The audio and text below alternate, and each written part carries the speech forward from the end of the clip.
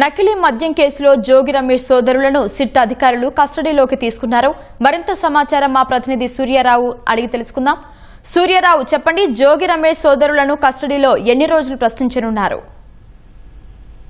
మామాయిత్రి జోగి రమేష్ అతని సోదరుడు రాములని ఇప్పుడే సిట్ అధికారులు కస్టడీకి తీసుకున్నారు. మొత్తం 4 రోజుల పాటు, అంటే ఈ నెల 29 వరకు కూడా వీరిని విచారించే అవకాశం ఉంది.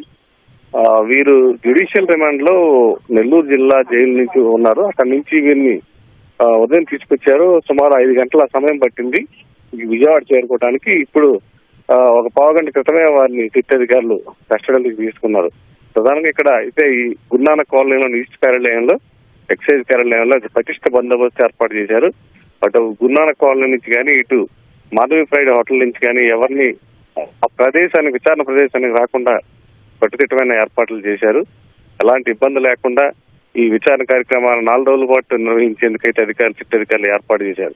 ప్రధానంగా మొన్న ఇటీవల అద్దేపల్లి జనార్దన్ రావు A1, అలాగే అద్దేపల్లి జగన్మోహన్ రావు A2 వీరిద్దరిని 2 విడతలుగా ఎక్సైజ్ అధికారులు కస్టడీలోకి తీసుకుని విచారణ జరిపారు. ఆ విచారణలో వెల్లడయ్యే అంశాల ఆధారంగా ఈరోజు జోగి బ్రదర్స్ ని కూడా అదుపులో కస్టడీలో తీసుకుని పలు కోణాల్లో విచారించనున్నారు. ప్రధానంగా అద్దేపల్లి జనార్దన్ రావు ఆరోపించిన మేరకు ఆధారంగా జోగి రమేష్ పైన కేసును నమోదు చేశారు అభియోగాలు. దీనికి సంబంధించి ఈ రోజు క్రాస్ ఎగ్జామిన్ చేసే అవకాశం ఉంది. ఈ కల్తీ మద్యం ఎక్కడెక్కడికి సరఫరా చేశారు, ఏ దుకాణాలకు వీటిని సరఫరా చేశారు, అలాగే అన్నమయ్య జిల్లాలో ఈ కల్తీ మద్యం ములకలపల్లిలో చేపట్టడానికి కారణం ఏంటి, ఏమైనా రాజకీయ ప్రోద్బలం ఉందా, ఇవన్నీ కూడా కోణాలు పై ఈ రోజు జోగి రమేష్ ని ప్రశ్నించే అవకాశం ఉంది. మొత్తం 4 రోజుల పాటు ఈ విచారణ సాగనుంది. మామాయిత్రి,